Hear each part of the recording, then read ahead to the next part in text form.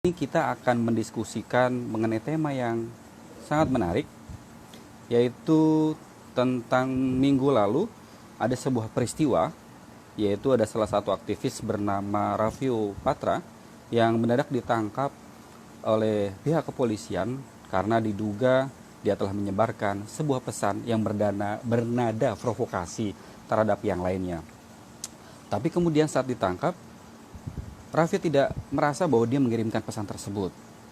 Jadi artinya ada kemungkinan bahwa handphone Raffio ini kemudian dihack dan kemudian menyebarkan berita atau mengajak untuk melakukan atau memprovokasi semua dana kerusuhan, dan ini sangat-sangat berbahaya. Kenapa? Karena bagaimana jika ini terjadi kepada kita? Kita tidak melakukan apa-apa, tapi kemudian kita diminta untuk mempertanggungjawabkan sesuatu yang tidak kita lakukan. Malam ini saya akan mengundang dua orang narasumber yang sangat penting. Sebenarnya saya juga sudah mencoba mengundang Raffio Patra untuk berdiskusi, akan tetapi tampaknya Raffio masih mengalami trauma terhadap penangkapan yang kemarin. Makanya saya mengundang pengacaranya Raffio Patra, yaitu Mas Muhammad Isnur, dan kemudian nanti kita juga akan tergabung dengan Mas Pratama Persada, yaitu pakar keamanan cyber daripada Cisrek, untuk mengupas kenapa bisa handphone kita dihack dan bagaimana cara kita mengantisipasinya. Oke, pertama-tama saya ingin mengundang dulu Mas Isnur, yang Mas Pratama juga tadi saya lihat sudah join bersama kita. Kita ingin tanya dulu, bagaimana sih kronologisnya, kenapa Raffio Patra ini tiba-tiba handphonenya dihack, lalu kemudian dia ditangkap pada Rabu malam kalau tidak salah. Oke, selamat malam Mas Isnur, apa kabar? Baik. Selamat malam, Bung Supri. Alhamdulillah, baik. Dalam kondisi sehat ya. Ini kita udah memasuki Ramadan kelima. Agak-agak flu dikit. Agak-agak flu dikit nih ya. Karena kalau di Pamulang ini, 2 hari terakhir kondisinya hujan lebat. Dari siang sampai malam hari. Kalau di sana sendiri bagaimana, Mas Victor? Ya, sama. Pamulang juga kan, sama-sama. Oh iya, di Pamulang juga hujan ya? dari sore. Iya. Betul. Artinya kita satu kampung yang sedang kehujanan ya, 2 hari belakangan ini ya. Betul. Baik, Mas Isnur, saya ingin sebelum kita masuk ke yang lebih serius nih, saya mau tanya dulu tentang kronologis. Mungkin teman-teman juga belum tahu nih sebenarnya Raffio Patra ini siapa sih? Ya, mungkin belum banyak yang tahu. Kalau kita teman-teman LSM mungkin tahu.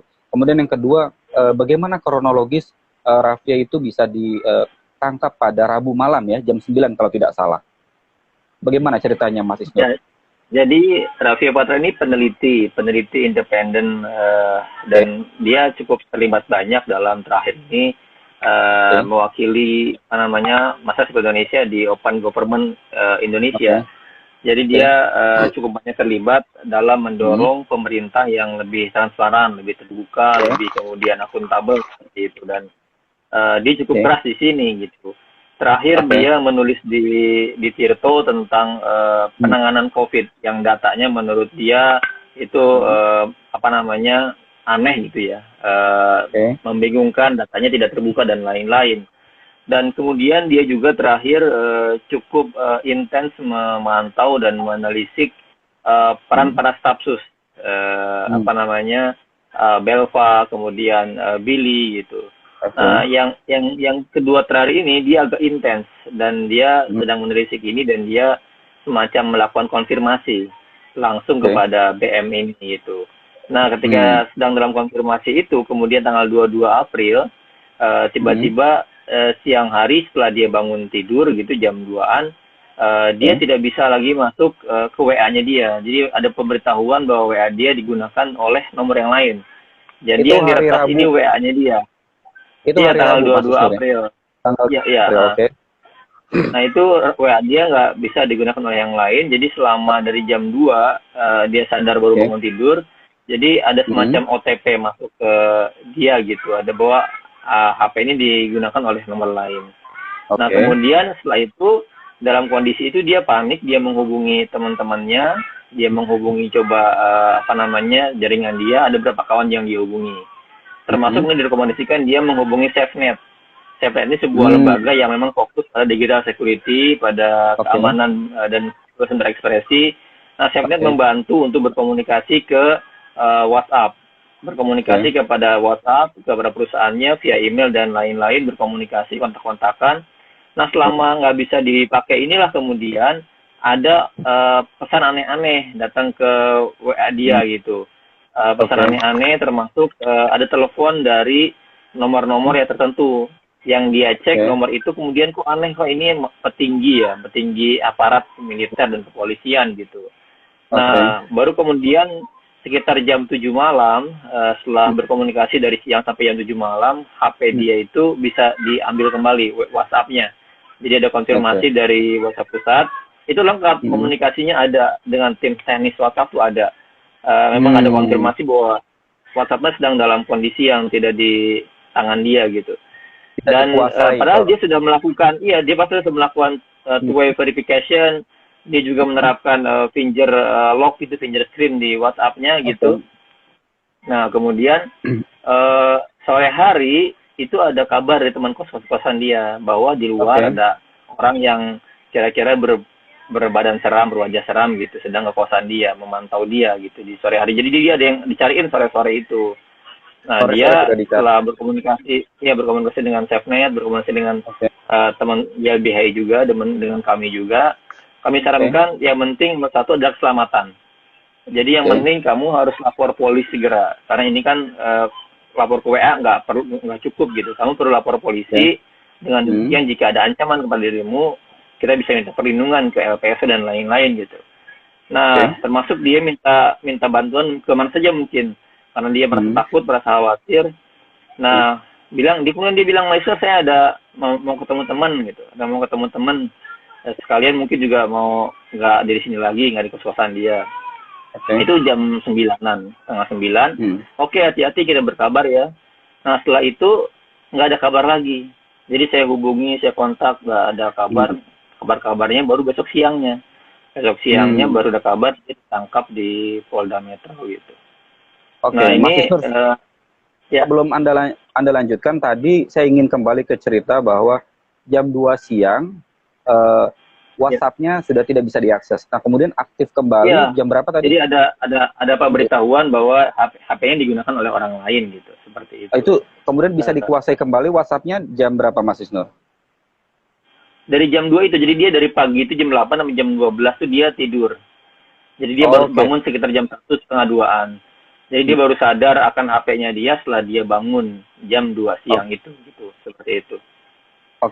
Artinya ada nggak catatan dari tim pengacara ini berapa jam WhatsApp miliknya Raffio ini tidak dia kuasai? Apakah ada sekitar 5 jam atau sampai 8 jam? Yang dia sadar tentu dari jam 2 sampai jam 7 malam. Ada sekitar 5 sampai 6 jam WA-nya nggak dipegang, seperti itu. Dan yang lucu adalah ketika di saat penyidikan, ketika pemeriksaan di kepolisian, itu teman-teman pendamping yang langsung menemani, itu juga sama, di depan penyidik itu kelihatan ada pemberitahuan bahwa HP dia nggak dikuasai, gitu-gitu loh. Jadi bahkan saat pemeriksaan pun penyidik bisa melihat langsung bahwa HP-nya nggak dikuasai, WA-nya gitu oleh dia langsung. Makanya kemudian penyidik pun melepaskan dia seperti itu. Berarti laporan dari WhatsApp tadi. Dan ini kejadian Mas Sukri, ini kejadian yang bukan yang pertama yang dialami oleh aktivis. Jadi aktivis ini sudah cukup beberapa kali kena hal serupa. Jadi kami menyadari bahwa ini adalah pola yang terulang, pola yang diulangi gitu, yang agak marak sebenarnya ketika tahun lalu, ketika 2019 bulan September Oktober, ketika marak-maraknya pelemahan KPK melalui revisi Undang-Undang KPK. Itu sangat banyak aktivis yang WhatsApp-nya terutama dan handphonenya diretas.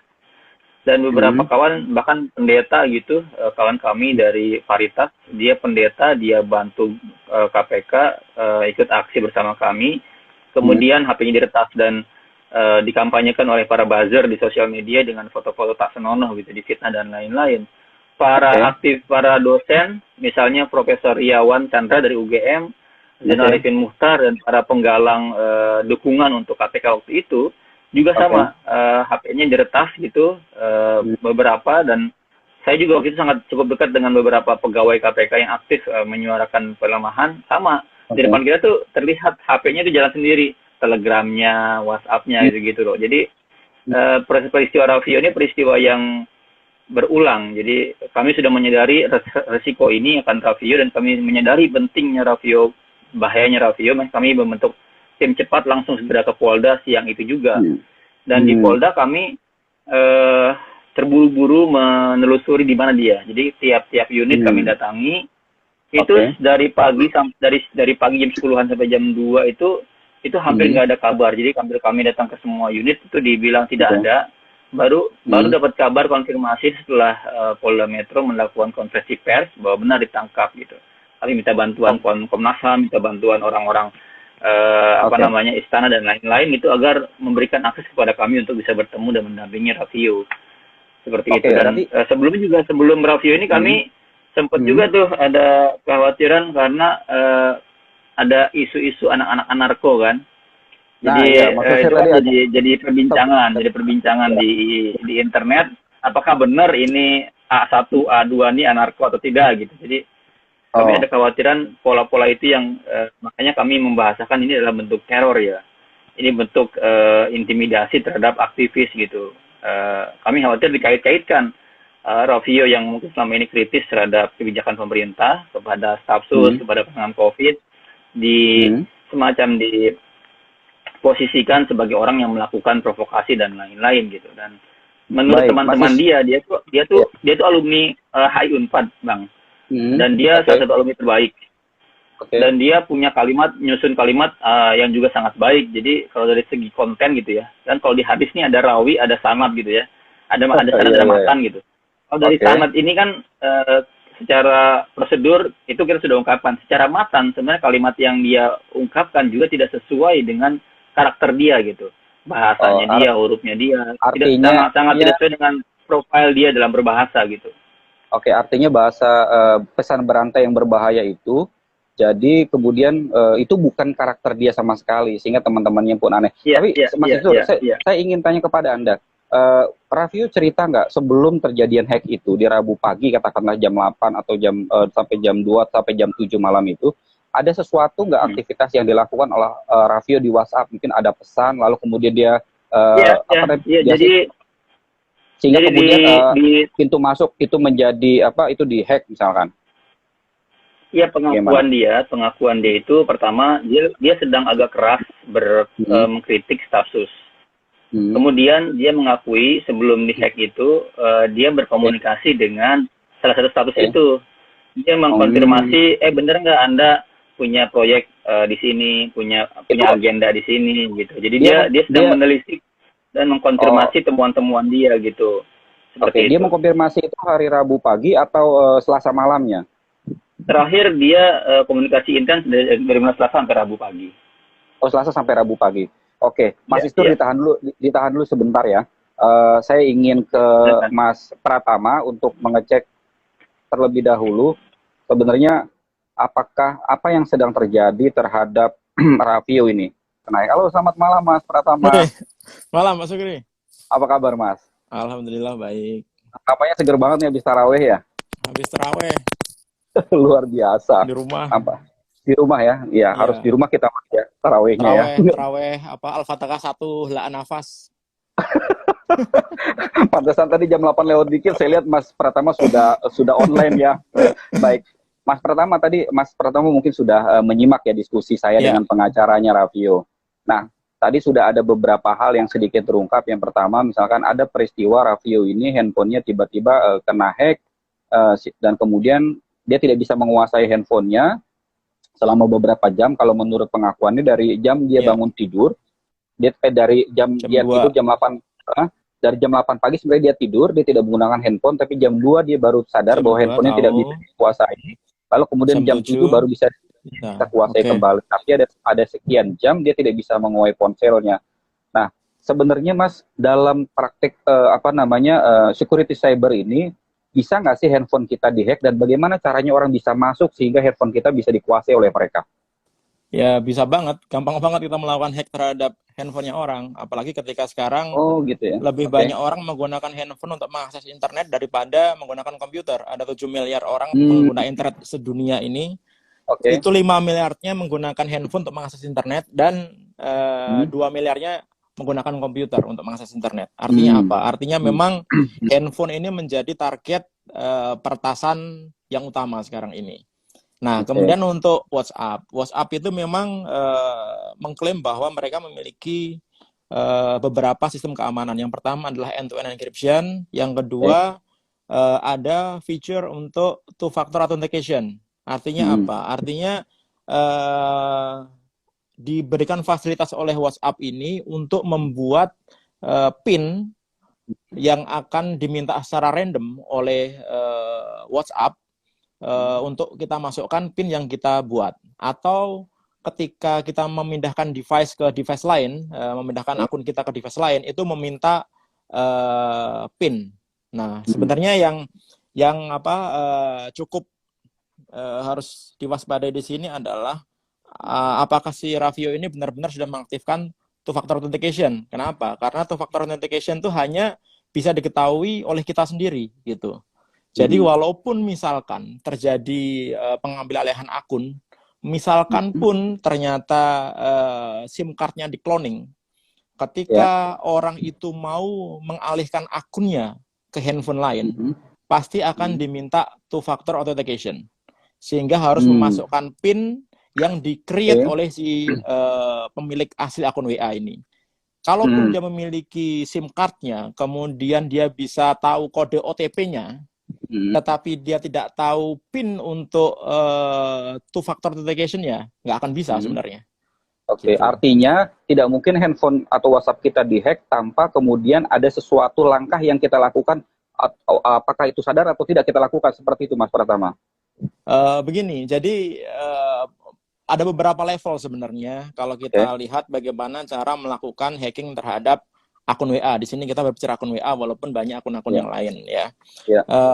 Normalnya harusnya seperti yang dulu dimiliki oleh Ilham Bintang itu, yang kasusnya Ilham Bintang itu terkena karena Ilham Bintang tidak menggunakan two-factor authentication, sehingga dengan hanya melakukan cloning SIM card karena kelemahan operator, akhirnya akunnya bisa di take over dan diambil alih semuanya tuh sebenarnya gitu. Nah, dalam hal Ravio ini ya memang untuk membuktikannya sih lebih gampang kalau kita melakukan audit digital forensik ke handphonenya. Jadi kita bisa tahu sebenarnya jam berapa diakses sama orang, kemudian apakah benar handphonenya itu diretas gitu, kapan dia terakhir menerima komunikasi, sebenarnya itu bisa diketahui gitu. Cuma polisi kan belum buka gitu. Jadi ada beberapa teori lah di sinilah gitu. Kalaupun misalkan ternyata memang di take over akun WA-nya Ravio, di take over oleh orang, berarti orang ini memiliki full akses terhadap handphonenya Ravio. Nah, ini jadi masalah. Full access itu artinya dia melakukan hackingnya bukan hanya saat tanggal 22 April ini. Dia sudah memonitor Ravio ini sejak berapa hari sebelumnya, berapa minggu sebelumnya, berapa bulan sebelumnya gitu. Dia bisa mengakses sehingga ketika si Ravio dia mau ditanya two-factor authentication, ditanya PIN two-factor authentication, dia memasukkan PIN-nya, itu tercapture oleh orang yang memang berniat untuk mengambil alih akun si Ravio ini. Sehingga ketika si akun Ravio ini diambil alih oleh orang ini bisa tahu PIN two-factor authentication-nya gitu, karena sudah lama dia memonitor si Ravio ini. Tetapi ini prosesnya memang agak rumit. Saya pikir kalau orang biasa mungkin agak susah gitu, tapi kalau memang niat sih ya bisa aja. Ada berbagai macam cara, misalkan kita bisa menginfeksi handphonenya si Ravio ini dengan malware. Caranya bagaimana? Ya banyak caranya. Kita bisa kirim email, kita bisa kirim link phishing, kita bisa injek malware melalui Bluetooth gitu. Contohnya kayak kemarin itu Peduli Lindungi itu, Bluetooth kita kalau open, gampang sekali orang melakukan hacking gitu. Nah, ini banyak cara untuk masuk ke dalam device-nya satu orang gitu. Nah, kalau udah masuk ya sebenarnya mau melakukan apa saja juga bisa gitu. Nah, ini yang kedua adalah memang agak hebat ini Safnet gitu. Karena ketika dia lapor ke WhatsApp langsung ditanggapi oleh WhatsApp gitu. Artinya apa? Artinya pemerintah kita kalah gitu. Ingat cepat ketika dengan ada subnet ya. Ingat ketika Cambridge Analytica kan, ketika ada 1 juta lebih akun orang Indonesia yang dijual oleh Facebook gitu, pemerintah kita setengah mati minta ikut investigasi aja nggak dikasih, pemerintah loh ini. Kemudian kita minta Facebook hadir di pengadilan karena kasusnya dimasukkan ke meja hijau.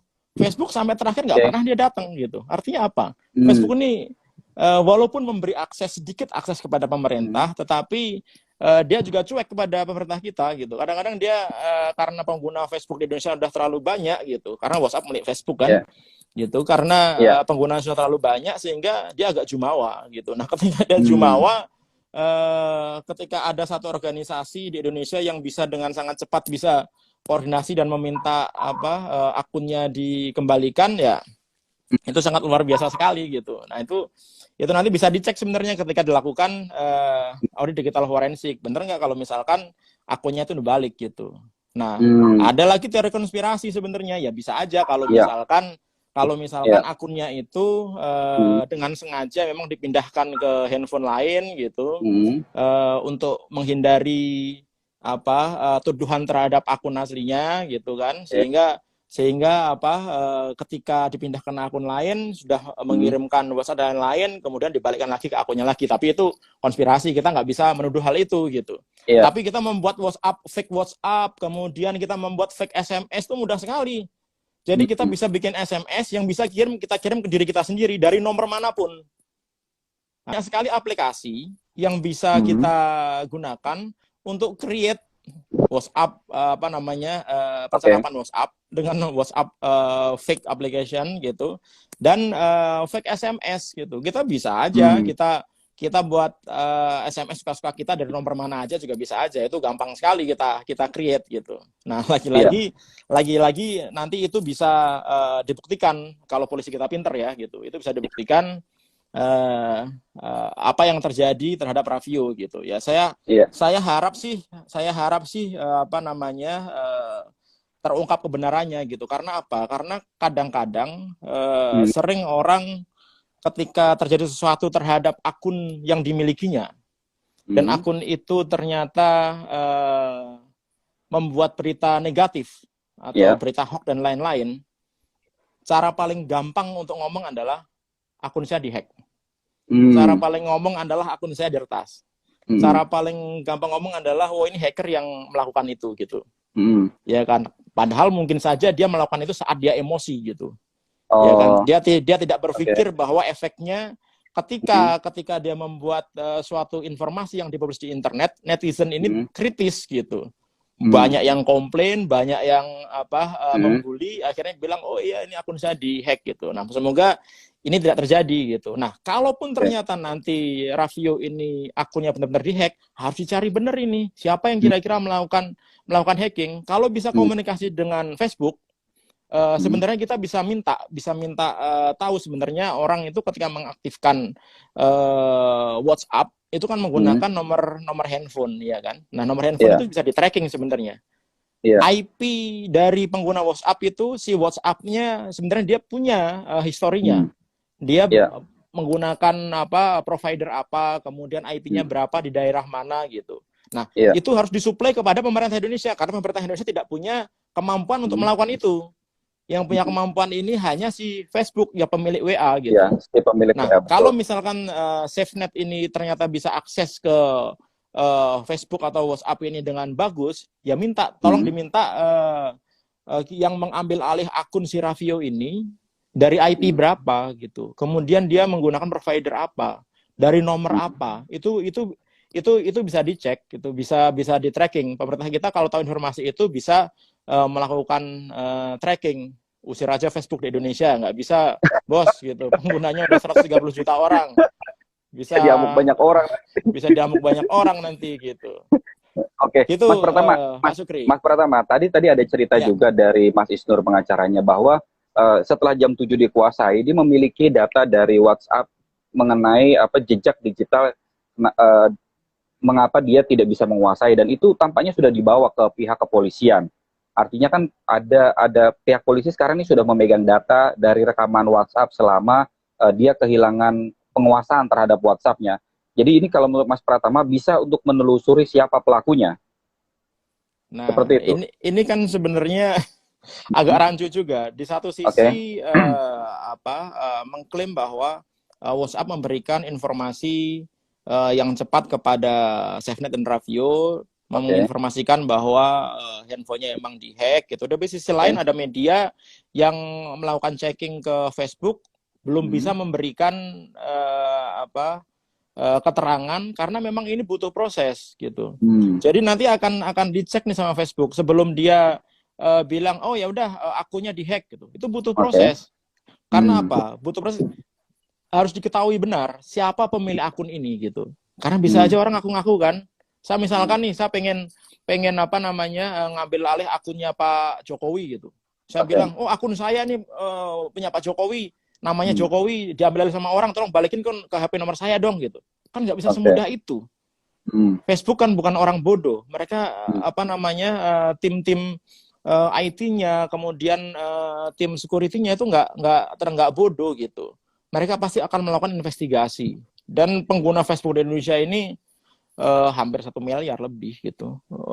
Butuh waktu untuk mencari histori terhadap satu akun gitu. Dan apakah akun ini memang benar-benar penting gitu. Nah, itu juga dilihat juga sama Facebook gitu. Kalau cuma akun-akun biasa aja, mungkin harusnya mungkin dicuekin aja gitu. Ya pemerintah kita aja dicuekin. Misalkan kita mau melakukan take down terhadap si penyebar hoax gitu. Ngomong sama Facebook, belum tentu ngomong hari ini besok ditindaklanjuti oleh Facebook. Bisa aja 2 hari, bisa 3 hari, bisa seminggu, atau bukan dicuekin gitu. Ya kan? Karena memang butuh waktu. Nah, ini juga perlu dicek benar gitu. Karena apa? Karena memang ketika two factor authentication ini sudah diterapkan, agak susah bagi hackers gitu untuk mengambil alih akun WhatsApp-nya orang begitu. Nah, ketika ternyata memang diterapkan dan ternyata memang ini dilakukan dihack gitu, diambil alih orang lain gitu, tidak bertanggung jawab. Nah, ini pelakunya ini harus kita cek benar gitu. Jangan-jangan pelakunya orang kuat gitu. Kenapa? Karena untuk melakukan itu butuh infrastruktur yang kuat gitu. Salah satunya adalah orang yang bisa melakukan itu, misalkan iya, contohnya misalkan itu bisa digunakan menggunakan Pegasus gitu. Pegasus buatan NSO, kita bisa melakukan take over bukan hanya akun WA gitu, tapi handphone bisa kita take over gitu. Itu harganya mungkin sekitar versi murahnya 600 miliar. Siapa yang bisa beli alat semahal itu gitu? Ya kan? Kan kita bisa ngecek yang kira-kira punya siapa aja. Kan kita bisa tahu tuh yang punya alat itu gitu. Ya kan? Nah, ini kalau sampai memang ternyata si Ravio ini handphonenya di take over misalkan oleh orang tidak bertanggung jawab gitu, dan orang ini ternyata adalah orang-orang besar yang merasa mungkin terganggu oleh cuitannya atau omongannya Ravio ini. Nah, ini bisa jadi skandal tuh nanti tuh. Kita bisa cek juga tuh. Jangan-jangan kebebasan kita untuk mengomongkan pendapat udah mulai diberangus di Indonesia ini, kan kayak gitu. Siap. Mas Pratama tadi luar biasa sekali. Nanti saya akan buka sesi yang kedua dengan Mas Pratama. Mungkin tadi udah banyak juga teman-teman yang bertanya mengenai bagaimana caranya kita menghindari hacker tadi. Ya, tapi di sesi yang kedua Mas Pratama ya. Saya akan kembali ke terlebih dahulu. Jadi ada beberapa skenario yang mungkin atau beberapa teori yang dikemukakan oleh Mas Pratama kemungkinannya hacker terhadap Ravio. Tapi mungkin juga ada beberapa hal yang mungkin perlu dijelaskan juga oleh Mas Isnur mewakili Ravio tadi. Misalkan yang pertama, apakah ada misalkan sebelum terjadinya hack tadi ada tindakan misalkan Mas Ravio melakukan sesuatu yang akhirnya kemudian tadi membuka PIN daripada WhatsApp-nya sehingga bisa dilihat dan bisa dihacker oleh orang tersebut. Ada nggak Mas informasi seperti itu? Jadi kalau dari Mas Pratama tadi, itu kan sebenarnya saya bisa menangkap bahwa ya memang bisa. Tapi dilakukan oleh orang yang punya infrastruktur yang kuat. Nah, ini kode ya sebenarnya. Ini kode dari Mas Pratama, dan itu sebenarnya satu yang juga dalam benak kami. Satu yang dalam bayangan kami. Jadi oleh infrastruktur yang kuat, yang punya full access. Yang bisa bahkan dia meminta misalnya perusahaan telekomunikasi dan lain-lain, itu kode sebenarnya yang secara apa namanya terbuka Mas Pratama nggak mau sampaikan sebenarnya. Tapi itu juga temuan-temuan kami. Jadi pertasan-pertasan ini kan sebenarnya yang diterima oleh aktivis ketika berbenturan dengan urusan-urusan hal yang sangat sensitif. Ya kan, misalnya tadi saya sampaikan bukan hanya Raffio, Pak Aryawan Chandra misalnya, profesor di UGM, Zainal Arifin Muchtar waktu itu, dan kawan-kawan para dosen yang lain. Waktu itu kita masih ingat, dia menusuk ke jantung kesalahan pemerintah saat revisi Undang-Undang KPK gitu. Itu jelas apa namanya menghunjam siapa yang mereka permasalahkan gitu. Terus kemarin berbarengan dengan Raffio ada Merah Johansa. Ada Ketua BEM UI, Fajar, itu juga sama. Dia memberikan apa namanya bukti-bukti bahwa handphone dia sedang dicoba untuk dimasuki dan lain-lain gitu. Jadi itu resiko yang memang sudah berulang kali. Ini yang kami lihat, kami pantau kok seperti ini Indonesia keamanannya. Dan Mas Pratama tadi bilang bahwa ada celah. Ada celah yang selama ini dijadikan pintu masuk. Apa itu? Adalah lemahnya proteksi dari perusahaan telekomunikasi. Karena kan sebenarnya IP address kita nggak dimiliki oleh kita. Ini kan dimiliki oleh siapa? Gitu. Itu menurut saya keren sekali masukan dari Mas Pratama sesuai dengan analisa para digital security yang kami konsultasikan gitu. Jadi kemungkinan itu ada dan kami sudah sampaikan ini semua kepada aparat gitu. Entah kalau Mas Pratama meragukan misalnya ini akan menyentuh orang besar, ya itu kami nggak urusan, tapi kami sudah sampaikan kepada aparat, kami sudah serahkan juga handphonenya, 2 handphonenya disita, jadi 2 handphonenya disita, 2 laptopnya disita, emailnya disita, semua bukti komunikasi ada di sana. Jadi ini kan dalam ranah pidana ini kan ranahnya ranah pembelaan ya, ranahnya ranah alibi, ranahnya ranah kemudian saya mempledoi apa gitu, mendalilkan apa, dan saya punya bukti apa, dan selama ini Mas Raffio punya bukti-bukti pendukung yang menurut kami secara hukum cukup prudent gitu. Seperti itu sih Bang Sukri. Dan tadi pertanyaan pentingnya adalah gini. Apakah Raffio punya indikasi-indikasi seperti itu? Misalnya itu yang kami sedang teliti. Apakah misalnya tadi Mas Pratama memberitahu apakah ada phishing? Ada yang ngasih sinyal, ada malware gitu kan. Jangan-jangan misalnya Raffio dia misalnya terlena atau misalnya teledor, dia menginstall sesuatu di program lainnya sehingga ada malware masuk, atau misalnya ada yang ngasih link ke dia, link itu dia klik sehingga phishing, semua pin itu terekam. Jadi kan nggak, untuk mendapatkan pin itu kan nggak harus handphonenya saya pegang kalau kata Mas Pratama gitu kan. Yang saya dengar tadi phishing atau malware bisa merekam semua komunikasi di HP gitu. Nah itu yang mungkin kita perlu gali dari dari Raffio. Dan tadi benar pernyataan dari Mas Pratama butuh digital forensik gitu. Dan kami mendorong sebenarnya kepolisian melakukan itu, makanya kita bersedia disita dan lain-lain untuk digital forensik gitu. Seperti itu Bang Sukri. Berarti yang pertama mungkin kesimpulannya bahwa Anda melihat bukan hanya karena kasus Raffio saja. Artinya sudah ada beberapa kasus yang menurut Anda ini memiliki benang merah. Sehingga kemudian ketika berbicara mengenai memiliki alat canggih seperti ini, artinya bukan menyasar seorang Raffio, tapi menyasar sekian kelompok yang mungkin dalam tanda kutip ya terlalu berani dan lain sebagainya, terlalu kritis seperti itu mungkin maksud Anda, Mas Isnur ya? Iya. Jadi bahkan jadi kan gini, ini kan kalau seperti ini masalahnya, Bung Sukri. Jadi ini kan bisa kena siapapun. Besok-besok misalnya Bang Sukri sebagai redaktur jurnalis gitu, sebagai media sangat keras sekali, bisa kena. Siapapun bisa kena untuk ini. Misalnya bahkan Bang Pratama sendiri misalnya ketika dia membongkar banyak hal praktik yang tidak baik di negara kita tentang tadi misalnya yang siapa yang punya kekuatan ya.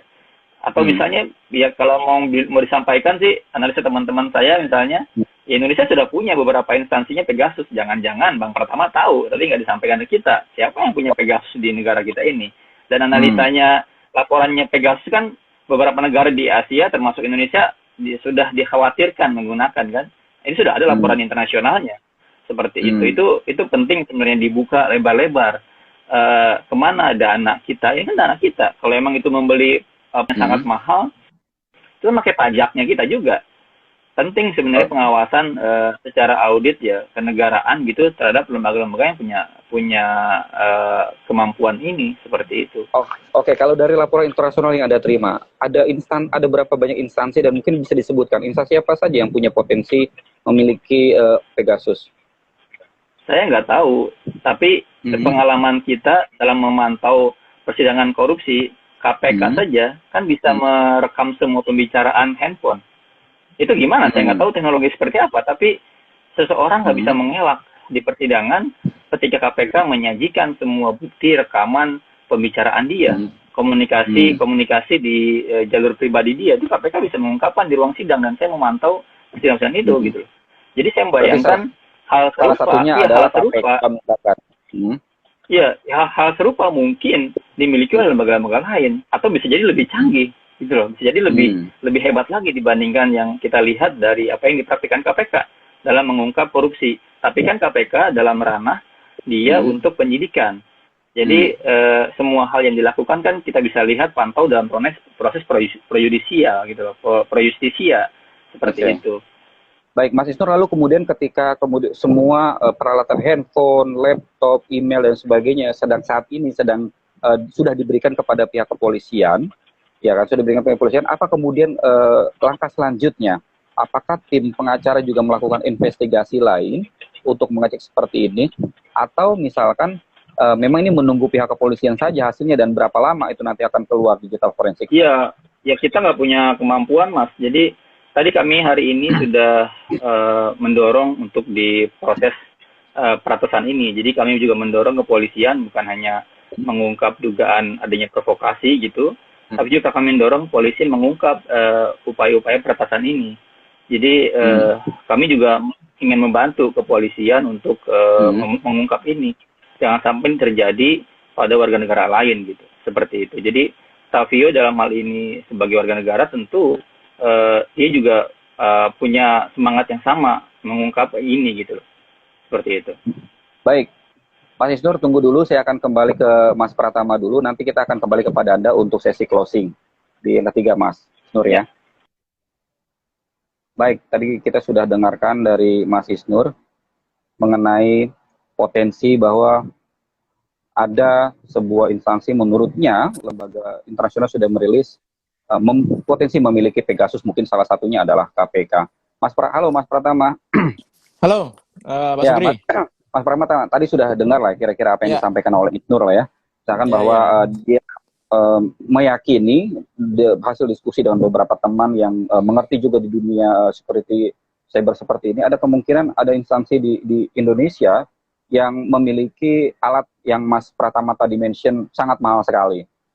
Dan kemudian pertama, yang kedua, kemudian ini bukan persoalan perkara Raffio saja, tapi ada banyak juga orang-orang yang mengalami hal yang serupa dengan Raffio. Raffio ini mungkin hanya gunung es saja, puncak gunung es saja. Sementara yang lain-lain sebelumnya juga pernah ada yang diretas serupa seperti Raffio. Bagaimana Mas Pratama melihat ini? Emang banyak sih yang diretas. Hari ini, tadi pagi saya baru aja terima WA dari Prof. Romli, Kartasasmita. Beliau bilang bahwa, Mas, kalau ada yang WA dan nomor handphone saya, jangan diperdulikan karena diambil alih orang lain gitu. Prof. Romli. Prof. Romli padahal ya. Prof. Romli baru hari ini gitu. Oh iya, Prof, saya bilang gitu. Artinya sangat mudah sekali, Mas, praktek peretasan handphone di negeri kita ini.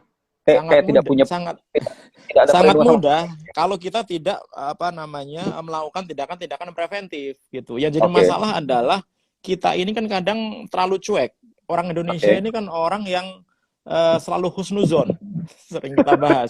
Kita selalu berprasangka bahwa orang lain itu baik, orang lain itu tidak akan berbuat jahat kepada kita gitu. Sehingga akibatnya apa? Akibatnya kita hanya melakukan tindakan pengamanan yang standar ketika kita menginstal satu aplikasi gitu. Contohnya misalkan WhatsApp. Begitu kita sudah menginstal WhatsApp, ya sudah bisa dipakai komunikasi, udah cukup gitu. Merasa aman gitu ya. Dan itu hampir 85% orang melakukan itu gitu. 85%. Pak Sukri itu nggak mengaktifkan two factor authentication nggak?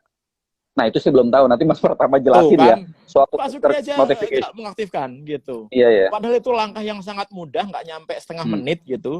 Oke. Tapi itu bisa melindungi akun kita dari peretasan. Peretasan yang biasa maksudnya ya, bukan peretasan yang luar biasa ya. Belum yang luar biasa, tapi baru yang standarnya. Tadi kan kita sempat ngomong peretasan yang sangat luar biasa gitu. Tadi pengacaranya Raffi juga bilang bahwa KPK bisa nyadap. Nah, KPK nyadapnya itu jadi gini.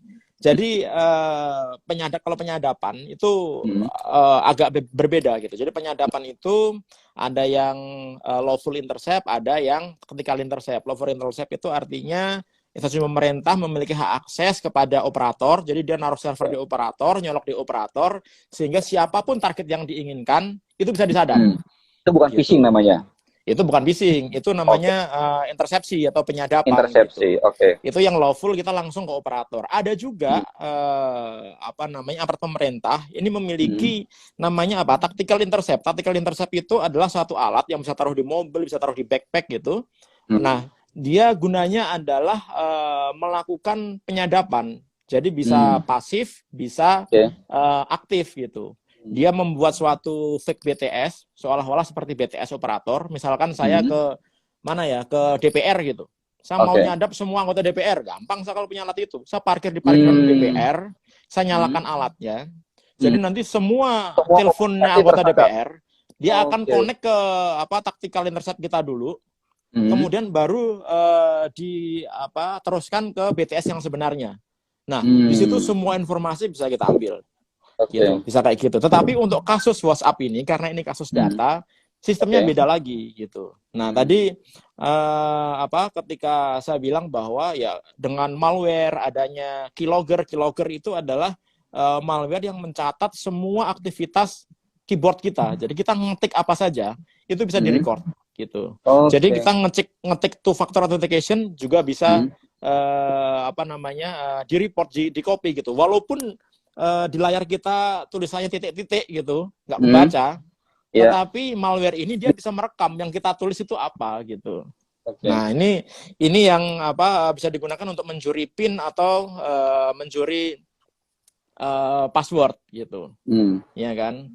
Nah, kemudian ketika kita berbicara masalah provider, kalau misalkan di cloning tadi ada yang bertanya juga bagaimana masalah privasi kita di provider gitu. Nah, ini juga perlu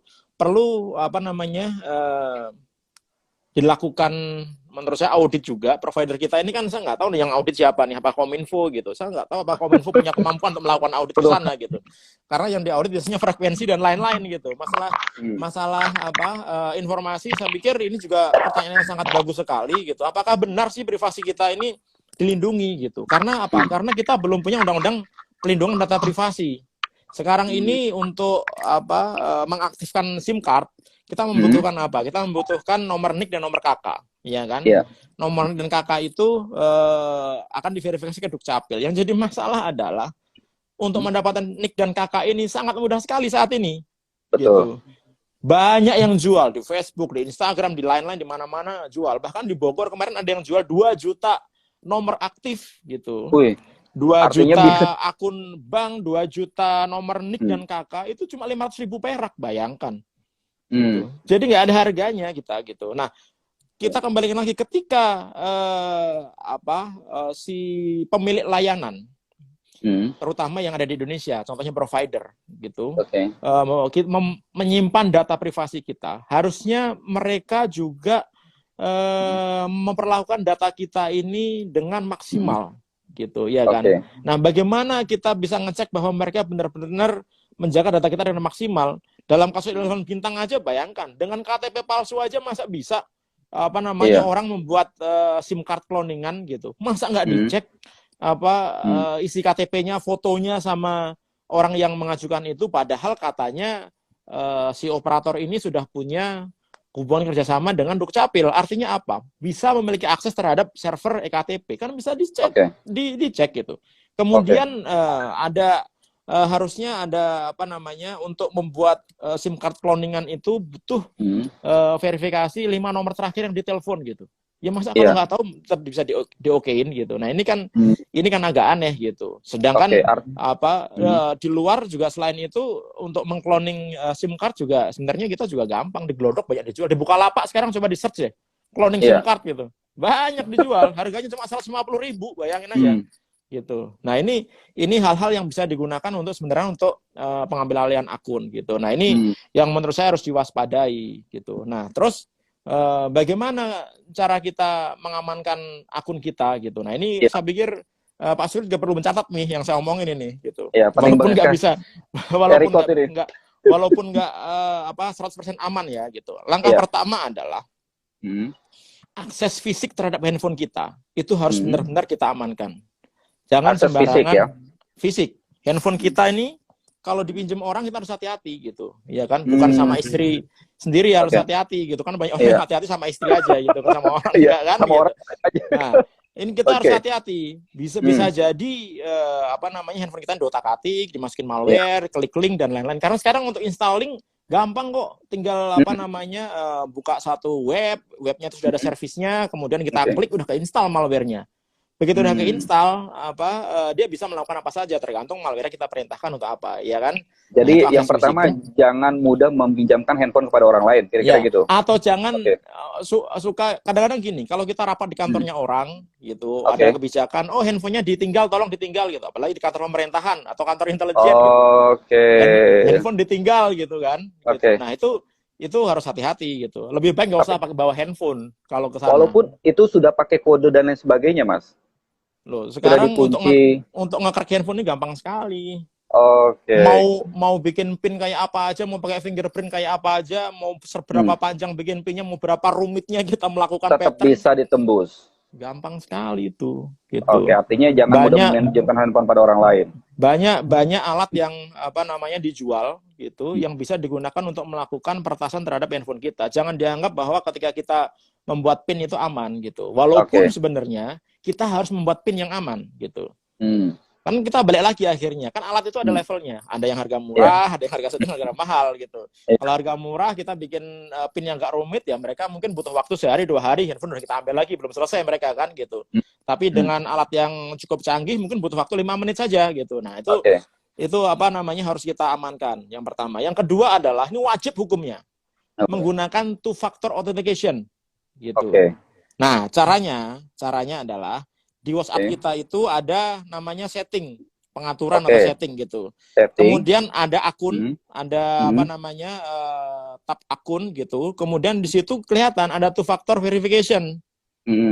Nah itu diaktifkan di situ. Buat PIN-nya. Yang lagi dengerin sekarang ini ada orang-orang dengerin ini segera bikin sekarang. Gitu. Untuk apa? Untuk menghindari supaya akun WhatsApp kita ini nggak bisa diambil alih oleh orang. Kenapa? Karena ketika orang tahu kode OTP-nya, tahu nomor kita, melakukan cloning terhadap nomor kita gitu. Ketika dia mau mengambil alih akun kita, dia harus memasukkan two factor authentication ini yang hanya ada di otak kita gitu, ya kan? Bukan ada di handphone kita. Nah, ketika ada di otak kita, secara standar harusnya orang nggak akan bisa ngerti gitu. Kecuali kalau kita bikinnya ya standar, kita bikinnya tanggal lahir kita gitu, tanggal lahir istri kita, tanggal lahir pacar kita, tanggal lahir yang mudah diingat gitu ya, jangan. Bikinnya nggak susah sedikit lah gitu. Ya kan? Nah, itu wajib hukumnya. Nah, kemudian yang ketiga adalah wajib mengganti secara rutin kode two factor authentication ini. Untuk apa? Contohnya si Raffio ini misalkan. Dia sudah dimonitor mungkin udah seminggu gitu. Kalaupun misalkan dia udah dimonitor selama seminggu. Selama seminggu ini dia menggunakan two factor authentication yang sama terus gitu. Atau mungkin di monitornya udah 2 bulan atau 3 bulan yang lalu gitu. Karena butuh waktu lama untuk monitor biar bisa tahu benar-benar karakter orang ini gitu, ya kan? Nah, ketika kita mengganti secara rutin, misalkan sebulan sekali gitu kita ganti. Nah, ketika orang mau ngambil alih akun kita, dia tahu kode two factor authentication kita yang lama. Ketika dia memasukkan, udah nggak valid lagi. Kenapa? Karena kita sudah mengganti. Baru. Kita udah ganti yang baru gitu. Jadi dia butuh mengawasi kita lagi gitu, ya kan? Nah itu pentingnya kita mengganti secara rutin kode two factor authentication. Yang pertama yang paling aman itu menggantinya sebulan sekali ya? Ya kalau bisa sebulan sekali. Tapi kadang-kadang orang kan suka lupa, ya kan? Oh, itu paling makanya ketika orang lupa akhirnya apa? Semua PIN sama. Semua kita punya banyak nomor rekening bank, semua PIN sama. Kita menggunakan handphone, semua passwordnya sama. Kita punya akun media sosial, semua itu passwordnya sama kita gunakan. Nah, itu menurut saya harus mulai kita pikirkan bahwa hati-hati bahwa kita ini juga menjadi target gitu. Apalagi ketika orang-orang itu seperti Raffio ya gitu ya, pasti banyak nggak seneng juga gitu. Iya. Iya kan. Nah, selanjutnya adalah mau saya terusin nggak nih? Silakan, biar Mas, lebih ini. Biar tuntas, Mas. Nah, kemudian kita harus ngerti sering mengecek handphone kita. Kadang-kadang malware itu sangat pintar sekali, apalagi malware yang menggunakan sistem zero day exploit. Artinya apa? Malware yang masuk ke handphone kita tidak bisa dideteksi oleh antivirus kalau kita masang antivirus. Ya kan? Tetapi kita bisa ngecek tanda-tandanya. Contohnya misalkan, tiba-tiba handphone kita nggak kita apa-apakan kok panas gitu. Padahal handphonenya idle. Kenapa ini? Padahal nggak ada aplikasi yang berjalan di background di situ. Nah, itu kita curiga, jangan-jangan di dalamnya ada aktivitas mengirimkan data-data kita. Ya kan? Yang kedua, kok kita ini biasanya langganan 10 giga sebulan, tiba-tiba dalam seminggu pakai data kita sudah habis. Nah, itu harus kita cek juga. Padahal kita aktivitasnya biasa, tidak ada yang luar biasa. Nah, berarti paket data kita ini digunakan oleh aplikasi yang tidak bertanggung jawab untuk mengirimkan data-data keluar, dan itu makan data kan. Nah, itu harus kita cek gitu kan. Kita kan juga beli kita beli paket data kan pasti semuanya kan, kecuali kalau memang jiwanya jiwa kebebasan, artinya suka nyari free wifi yang bebas-bebas gitu ya, itu nggak mikirin data. Tapi kalau kita berpikir data, kita pasti akan tahu, oh kita beli 10 giga tiba-tiba kok habis gitu. Seminggu gitu ya. Gitu. Ya kan gitu. Nah, kemudian tadi seperti yang dikatakan oleh pengacaranya Raffio, katanya handphonenya ada aktivitas aneh. Nah, itu juga harus hati-hati. Tiba-tiba gak kita apa-apain, kok ini Telegram jalan sendiri gitu. Kok tiba-tiba saya nggak buka aplikasi video, nggak buka aplikasi gambar, tahu-tahu kok terbuka sendiri galerinya gitu. Nah, itu kita perlu hati-hati juga. Jangan-jangan ada yang mengontrol handphone kita ini gitu. Ya kan? Nah, kalau udah seperti itu ya kita harus cepat-cepat melakukan antisipasi. Dengan cara apa? Pertama, kita install antivirus atau anti malware. Kita melakukan scanning, ya kan, deep scanning gitu. Kalau itu masih terjadi juga, artinya apa? Artinya malware atau virusnya itu sudah masuk ke dalam sistem core-nya operating system handphone kita. Nah, kalau seperti itu nggak akan bisa dihapus. Jadi walaupun kita menggunakan antivirus yang paling baru pun, kita update antivirus atau anti malware, nggak akan bisa menghilangkan malware yang ada di handphone kita. Caranya gimana? Ya mau nggak mau kita kalau mau susah sedikit ya kita format ulang pakai factory reset kan. Kita backup data-datanya, kemudian kita factory reset. Atau cara paling gampang amannya lagi ya dilem biru gitu. Dilempar ganti baru. Biru, iya. Gitu kan, gitu. Iya, gitu. Karena kadang-kadang malware ini ada yang jagoan sekali gitu. Dia bisa masuk ke dalam sistem core di handphone kita sehingga walaupun kita menginstal antivirus dan lain-lainnya, tetap dia ada di handphone kita gitu. Nah, kemudian berikutnya adalah pasang antivirus untuk anti malware gitu. Untuk malware atau virus-virus yang biasa 95% bisa dicegah lah gitu. Malware bikinannya si A, si B, hacker A, hacker B bisa dicegah lah gitu. Kecuali kalau malware ini memang ditargetkan untuk kita gitu. Biasanya kalau kayak gitu pelakunya adalah state atau non state yang besar. Ya kan? Karena kita jadi target. Contohnya misalkan Khashoggi di Turki gitu. Di Turki. Itu pelakunya state gitu. Karena semuanya bisa di take over. Nah, kalau itu kita nggak bisa ngapa-ngapain. Nah, tapi untuk kita pribadi, ya kita pasang lah. Kita ini kadang-kadang di komputer kita pasang antivirus, anti malware, gitu. Tapi di handphone kita nggak menggunakan. Padahal menurut survei APJI, ada 171 juta orang Indonesia mengakses internet. Itu 86%-nya menggunakan handphone. Sehari 8 jam orang Indonesia mengakses internet ini. Nah, kita hampir hidup kita itu menggunakan handphone, tapi kita tidak mau jagain handphone kita. Nah, ini kesalahan kita gitu. Ya kita pasang banyak kok antivirus gratisan gitu. Ada AVG ya kan. kemudian ada Avira dan lain itu banyak lah. Saya nyebut merek nggak apa-apa ya, kan ini Ya, di apa-apa, Mas. IG kan. Iya. Gitu. Nah itu bisa di-download gitu. Dan jangan lupa di-update. Kenapa? Percuma kita pasang antivirus tapi kita nggak pernah mengupdate. Karena virus-virus ini tiap hari ini ada ribuan jumlahnya. Gitu. Nah kalau nggak kita update ya kita pasti akan memasukkan virus handphone kita. Kemudian selanjutnya yang ketujuh adalah jangan suka mengakses web-web yang aneh-aneh. Nah, aneh-aneh tahu kan artinya aneh-aneh kan? Iya, aneh-aneh lah. Nggak perlu dijelaskan lah aneh-aneh lah ya. Nggak perlu dijelaskan. Mas Sukri pasti tahu lah ya, orang udah biasa gitu. Wah. Nah, ini harus hati-hati. Kenapa? Karena biasanya web-web seperti ini, karena dia memberikan akses yang gratis, akses yang enak untuk dilihat gitu. Tapi di situ tersimpan malware-malware, virus-virus, link phishing dan lain-lainnya. Nah itu kita harus hati-hati karena begitu kita sudah masuk, begitu komputer malware itu masuk ke handphone kita, kemudian handphone kita ini kita gunakan untuk akses komputer, akses network di kantor kita, apa yang terjadi? Nular seluruh kantor itu. Walaupun satu kantor kena semua ya. Teman kantor kita ini alim-alim sholatnya surat sunahnya bisa 10 kali sehari gitu, ya tetap dia kena malware gitu, nggak bisa jagain gitu. Nah ini harus hati-hati tuh. Ada yang bilang tuh xvideos.com tuh. Wah, itu ada endorse tuh.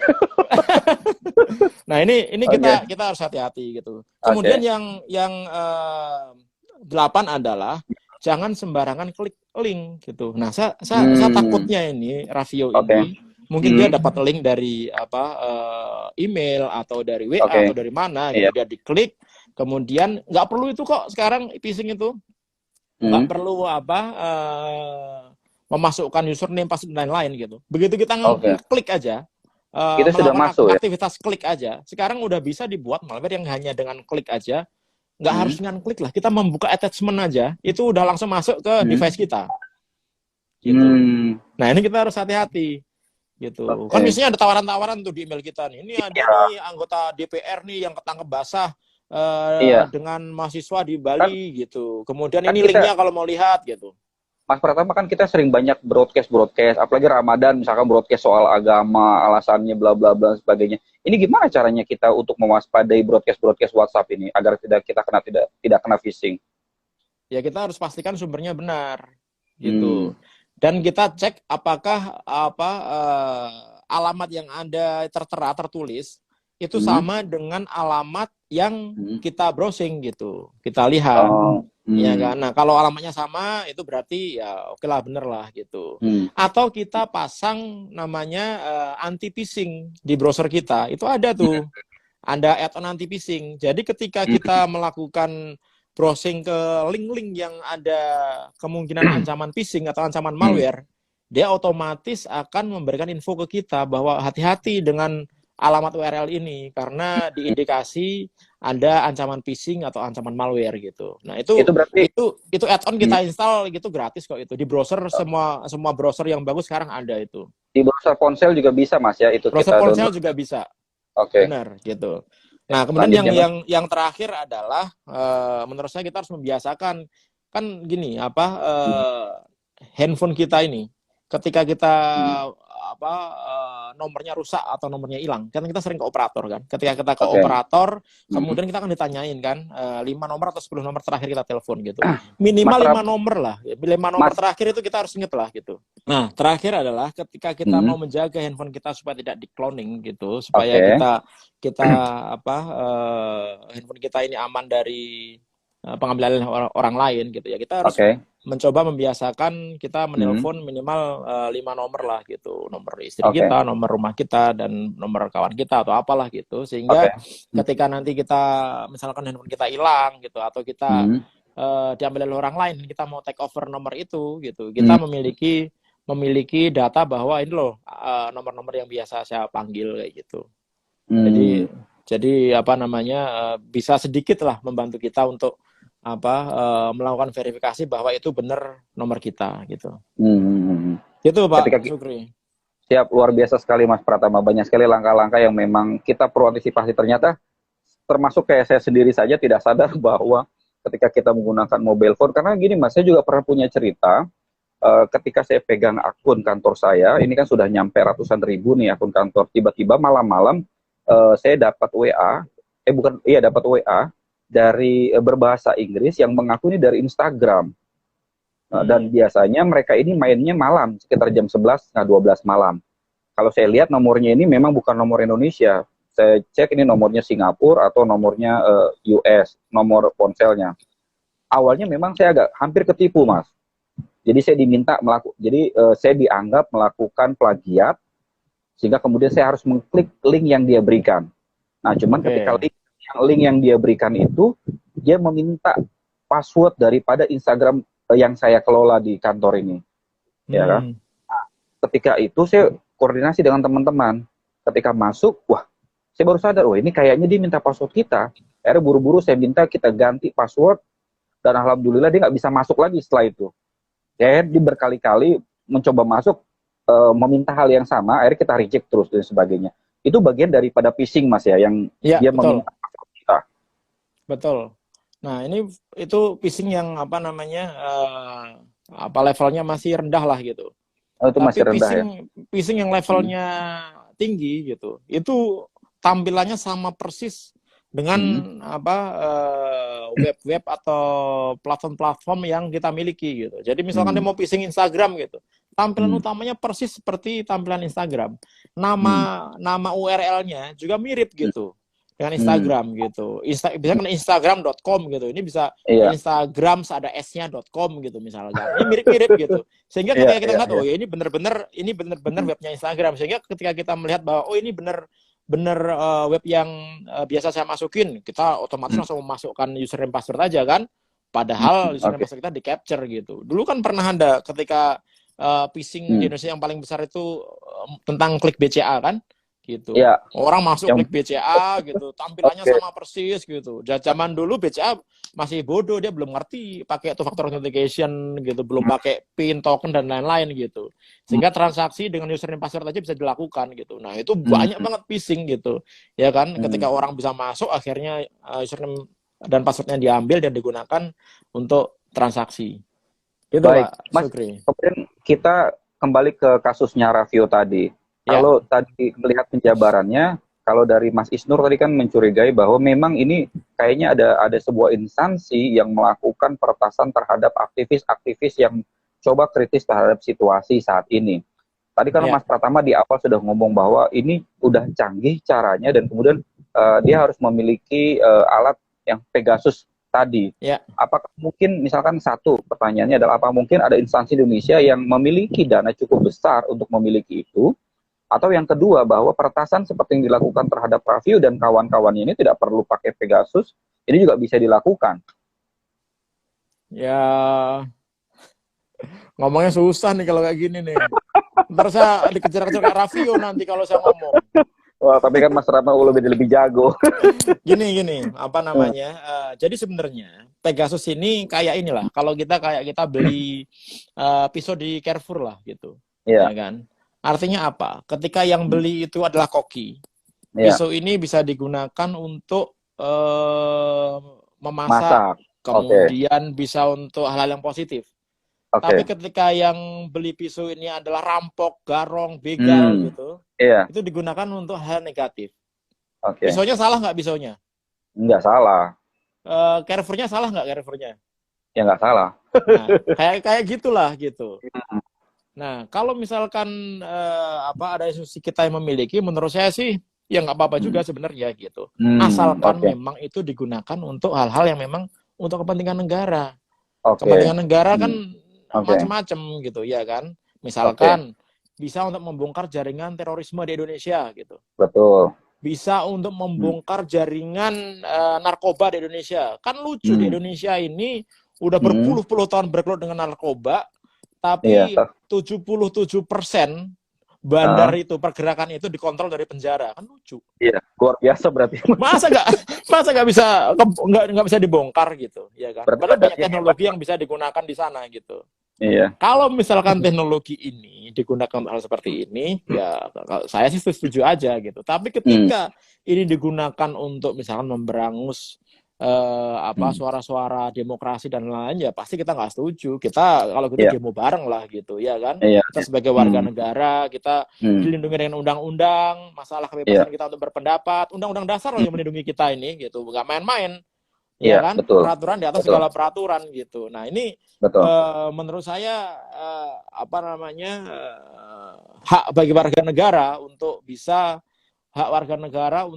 bisa mengumumkan pendapat secara bebas, tapi dengan tata krama yang tertentu, etika tertentu orang Indonesia tentunya gitu. Nah kembali lagi Pegasus ini, sebenarnya kalau cek di browsing, sebenarnya ada beberapa media asing yang membahas bahwa salah satu klien dari Pegasus ini adalah Indonesia gitu. Artinya apa? Memang ada institusi Indonesia yang memiliki teknologi ini. Nah yang jadi masalah adalah siapanya, yaitu rumor, karena nggak mungkin mendeklir saya memiliki Pegasus, itu tidak mungkin sama sekali. Saya nggak mungkin gitu. Tapi sebenarnya kalau mau ngecek itu bisa ke BPK, tanya ke BPK kan dia mengaudit seluruh anggaran pemerintahan kan. Nah, bisa tanya sama BPK tuh, BPK siapa tuh yang punya Pegasus, pasti ketahuan gitu. Tapi biasanya untuk urusan-urusan keamanan negara, intelijen dan lain-lainnya, banyak hal yang memang perlu dilindungi gitu informasinya. Nah ini harus kita harus ngerti juga, pemerintah kita jangan terlalu suuzon sama pemerintah lah gitu. Pemerintah kita ini sebenarnya banyak baiknya gitu. Cuma karena ada beberapa yang jahat gitu, akhirnya kita samaratakan pemerintah ini banyak jahat gitu kan.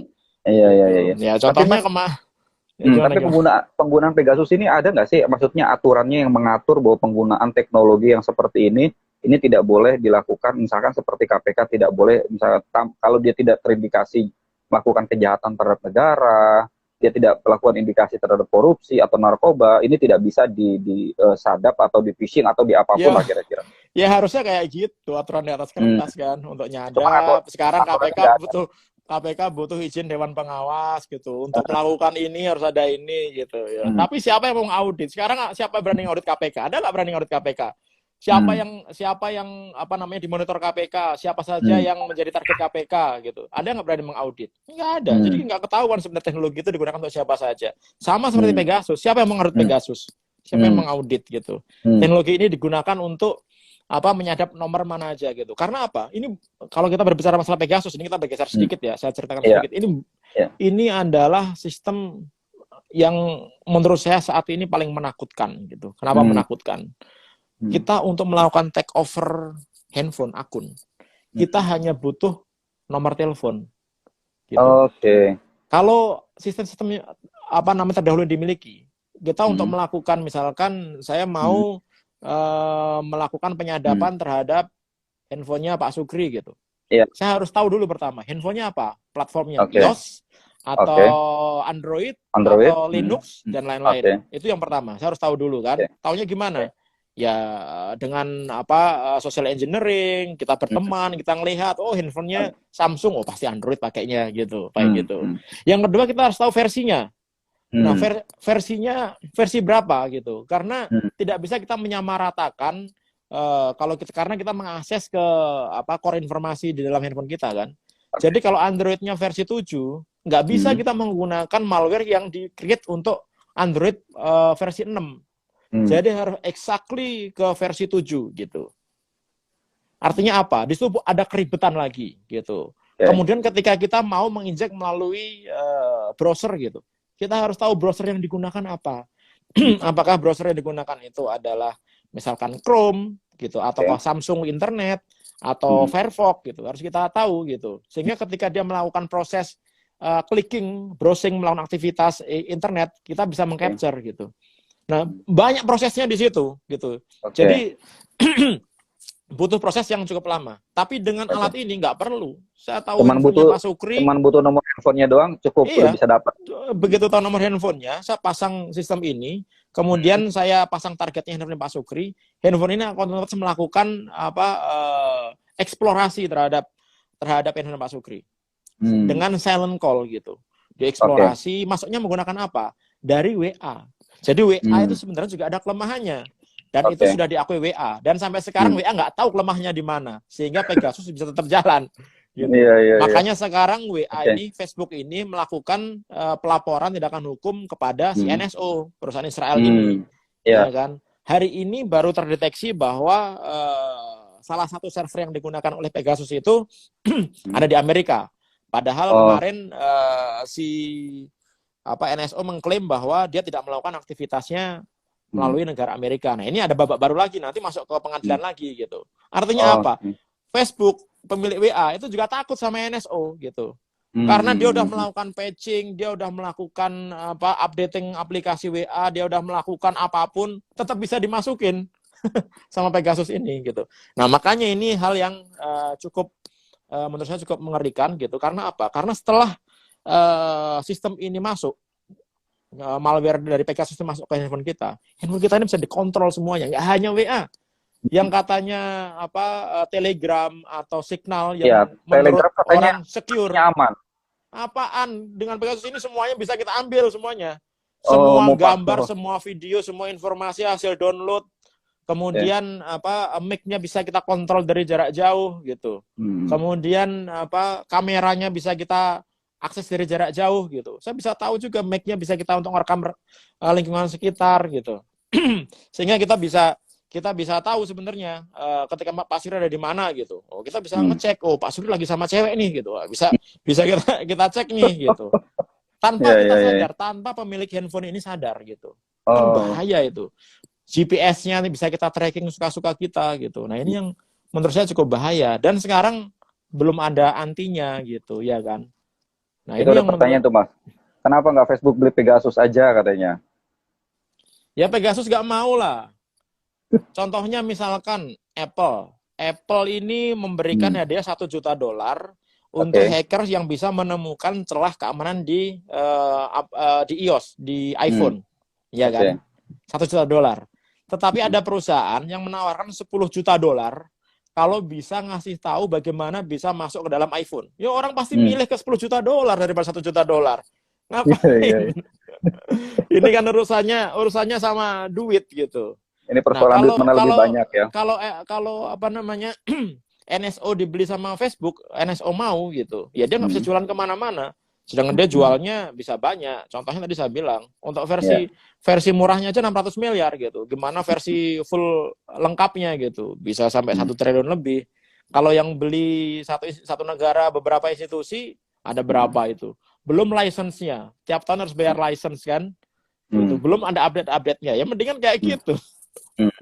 Daripada dibeli Facebook ya Mas ya. Iya. Nah itulah makanya si Facebook ini sampai sekarang ketar-ketir gitu. Nggak mungkin juga dia mau meng-create lagi programmingnya WhatsApp ini gitu. Nggak mungkin gitu. Ya kan mau nutup layanan nggak mungkin juga. Orang ini yang menguntungkan Facebook ya kan udah terlalu banyak penggunanya di seluruh dunia ini. Wah itu kan repot itu. Baik luar biasa gitu, Mas. Closing nih karena kita sudah 1 jam, hampir 2 jam kita berdiskusi. Kira-kira apa masukan Mas Pratama? Tadi kan sudah memberitahukan kita bagaimana kita mengantisipasi secara pribadi. Tapi kemudian ke depan mungkin, ya tentu warga negara juga kan tidak semua memiliki pemahaman yang tinggi seperti Mas Pratama. Tentu masyarakat dan warga juga butuh perlindungan dari negara agar aman tidak kena phishing seperti ini. Ada nggak misalkan sebagai closing statement Anda, bagaimana negara harus apakah membuat undang-undang, ataukah membuat sistem security yang kuat, agar masyarakat kita nih aman dari hal-hal yang seperti ini? Nah ini sebenarnya juga keprihatinan kita ini di Indonesia. Karena apa? Karena setiap ada masalah, selalu masyarakat kita yang disalahkan gitu. Ada fraud perbankan, salah transfer, yang disalahkan customernya gitu. Kemudian ada salah fintech, ada pinjol, yang disalahkan adalah masyarakat gitu. Nah ini menurut saya juga perlu diperbaiki gitu. Aturan sebenarnya di Indonesia sudah cukup bagus, walaupun kita belum punya undang-undang perlindungan data privasi gitu, tapi kita punya undang-undang ITE gitu. Ya lumayan lah gitu untuk melindungi masyarakat kita. Yang jadi masalah adalah penegakan hukum terhadap undang-undang ini kok kalau saya lihat sangat minim sekali gitu. Contohnya adalah kita ini setiap hari berkutat dengan hoax. Semua pejabat negara, presiden benci banget sama hoax gitu. Tapi ketika Anda produsen hoax, misalkan Muslim Cyber Army atau dulu Sarasen gitu, ya kan? ketahuan bahwa dia memang produsen hoax, terus diapain sampai sekarang? Nggak jelas kan? Yang ditangkap siapa Betul. aja? Iya. Ya kan? Prosesnya seperti apa gitu? Betul. Nggak jelas gitu. Nah ini yang menyebabkan perlu ada perbaikan penegakan hukum di Indonesia. Yang kedua adalah perlu aturan bahwa teknologi ini mau nggak mau harus kita hadapi. Ini sebenarnya ada COVID ini bagus juga gitu, bukan COVID-nya yang bagus, tapi COVID ini membuat kita sekarang jadi lebih melek terhadap teknologi. Ya betul, kan? kita terpaksa digital, yang ya. dulu mak-mak mana tahu mereka pakai Zoom, pakai Google Meeting gitu kan. Sekarang dipaksa harus menggunakan teknologi, pakai Google Classroom, ya kan? Harus menggunakan teknologi. Nah ini akibatnya apa? Banyak efeknya sekarang. Kita ketahuan bahwa ternyata internet kita ini juga bermasalah. Kemarin First Media down sebentar aja, protesnya sampai nasional itu. Termasuk saya kena imbasnya juga, untung saya pakai 2 provider gitu. Iya. Ya kan? Nah ini ternyata juga kita sekarang baru sadar, bener nggak sih kalau misalkan paket yang kita beli itu, di provider itu, kita beli paket 10 giga, kemudian jaminan bandwidth-nya minimal 97% service level agreement-nya gitu, SLA-nya gitu. Kemudian kita mendapatkan bandwidth minimal 7 mega, gitu. Bener nggak sih seperti itu? Kan kita nggak pernah ngecek. Bandwidth kita di mana aja gitu. Nah ini sebenarnya kesempatan gitu untuk kita bertanya-tanya, operator ini jujur nggak sama kita gitu. Bener nggak harusnya BTS yang harusnya dipakai untuk beberapa orang gitu, untuk 300-400 orang, ternyata karena mau nyari untung lebih banyak dipakai oleh 1000 orang. Akibatnya apa? Kita rebutan bandwidth. Jadi akhirnya walaupun kita full antenanya kita, sinyalnya full, ternyata kita nggak bisa untuk akses internet gitu. Terus kita mau ngapain? Kita menyalahin siapa? Nah ini kesempatan nih, akhirnya orang sadar bahwa kita ini butuh internet. Infrastruktur kita ini masih lemah. Kemarin Pak Jokowi membuat palaparing, ada di barat, timur, tengah gitu. Ya kan? Nah ini sebenarnya kan bisa menjadi trigger gitu. Nah sekarang bagaimana perkembangannya? Bagaimana palaparing timur? Ya masa setelah diresmikan didiemin begitu aja? Nggak dibuat sampai last mile-nya? Kan ini agak aneh gitu. Dipertanyakan bagaimana kerja si Bakti ini? Serius nggak dia mau ngasih internet kepada seluruh rakyat Indonesia, ya kan? Dengan anggaran yang begitu besarnya. Nah ini harus kita kritisi juga.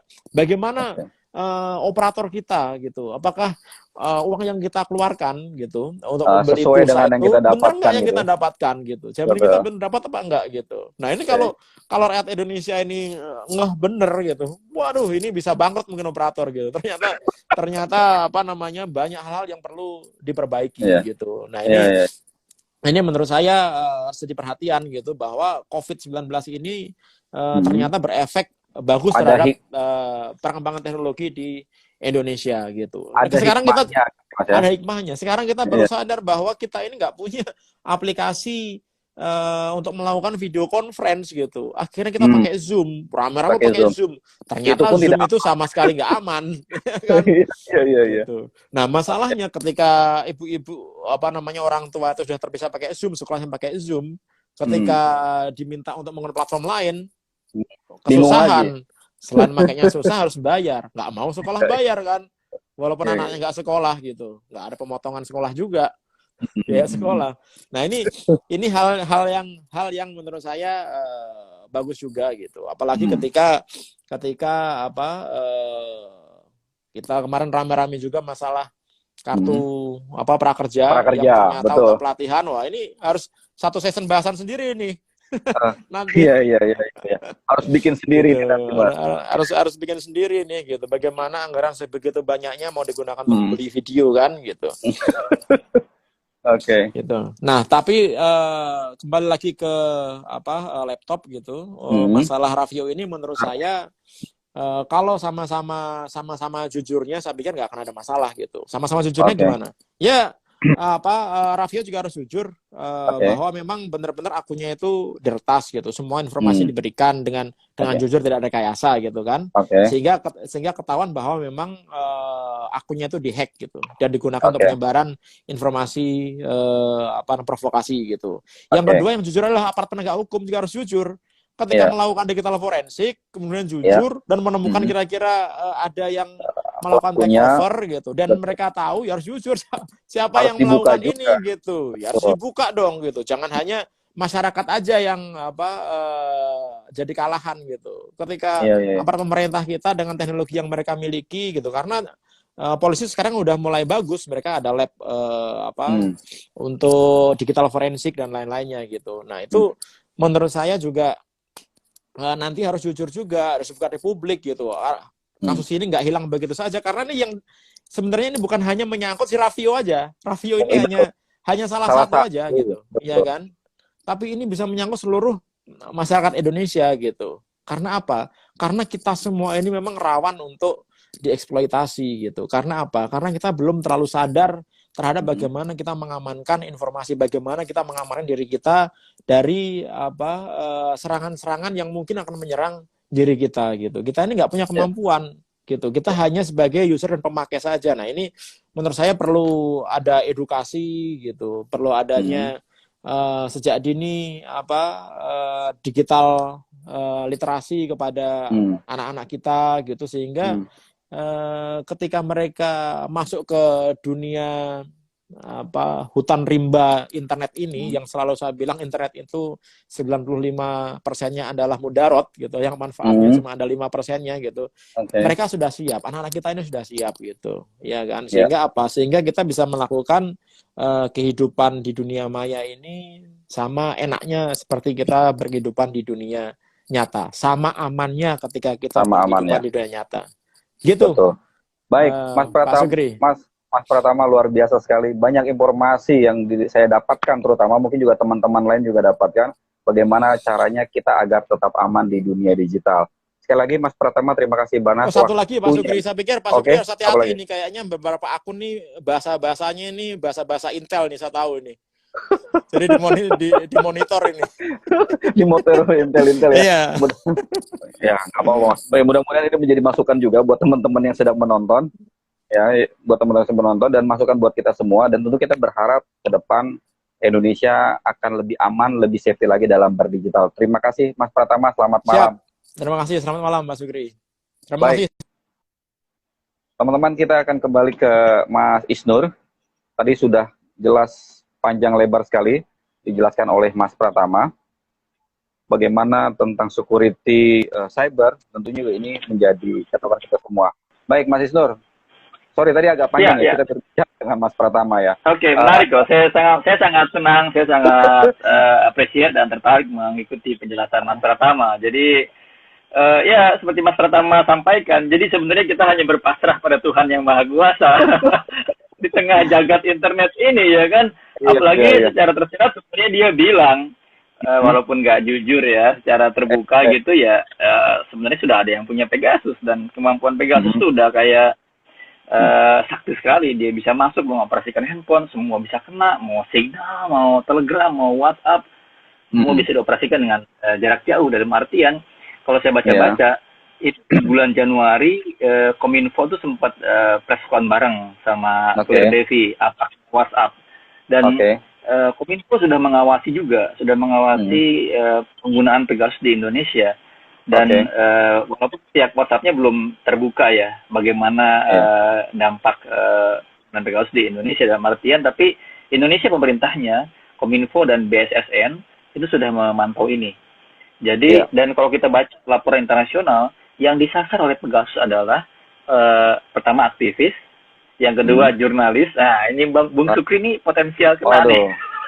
Karena jurnalis menjadi target juga, karena dianggap membongkar banyak hal gitu lah. Dia adalah politisi, lawan politik.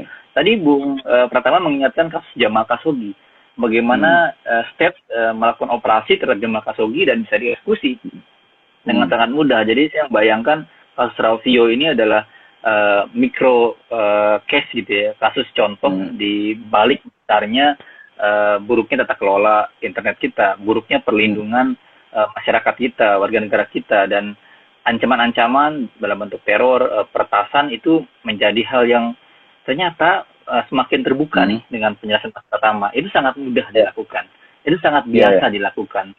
Tentu kita harus berhati-hati, semakin membuat kita sadar. Dan tentu yang punya risiko tinggi seperti Bang Sukri sebagai jurnalis gitu, tentu harus punya jangan saya terus lebih. Ya. Ada Bang Latif Siregar yang lagi nonton. Hati-hati juga tuh Bang Latif. Nah, Bang Latif di sini ada nih, Bang Latif ya kan, kombur-kombur tuh sering bongkar-bongkar ya kan. Kalau dia sering lari, jadi dia sudah mengatasi diri untuk lebih sehat.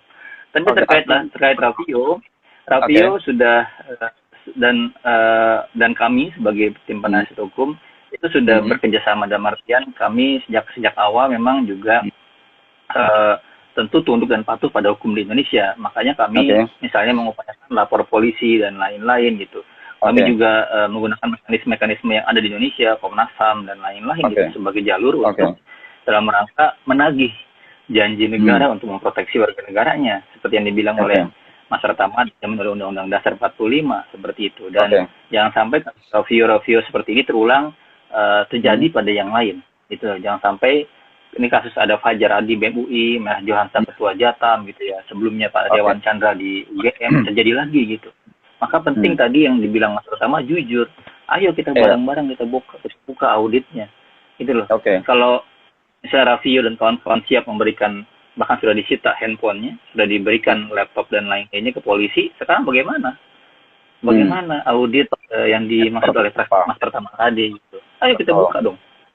Siapa yang punya, siapa yang menggunakan gitu loh. Harus diawasi semuanya dong, seperti itu. Jangan sampai mungkin tadi ya pisau itu niatnya baik itu oleh koki, tapi digunakan justru dicuri, dipakai oleh orang-orang yang enggak tepat ya, oleh oknum-oknum yang justru dipakai untuk niatnya tidak baik. Demikian Bung Supri, terima kasih atas undangan dan perhatian dari rekan-rekan semua. Baik, terima kasih Mas Isnur atas waktunya. Tentunya kita berharap kasus Raffio ini tidak berhenti sampai di sini. Kasus Raffio ini bisa kita jadikan sebagai sebuah momentum hikmah, kira-kira gitu ya, di balik kasus Raffio ini, sehingga kemudian kontrol kita, kritik kita, pengawasan kita terhadap aparatur negara yang memiliki kewenangan, kekuasaan untuk melakukan pengawasan, penyadapan, dan sebagainya, agar lebih berhati-hati. Tentunya kita harus diikat dengan undang-undang, aturan, dan lain sebagainya. Agar tadi kesimpulan Mas Pratama saya angkat lagi, agar ke depan kita tidak hanya merasa aman hidup di dunia nyata, tapi kita juga merasa aman hidup di dunia maya.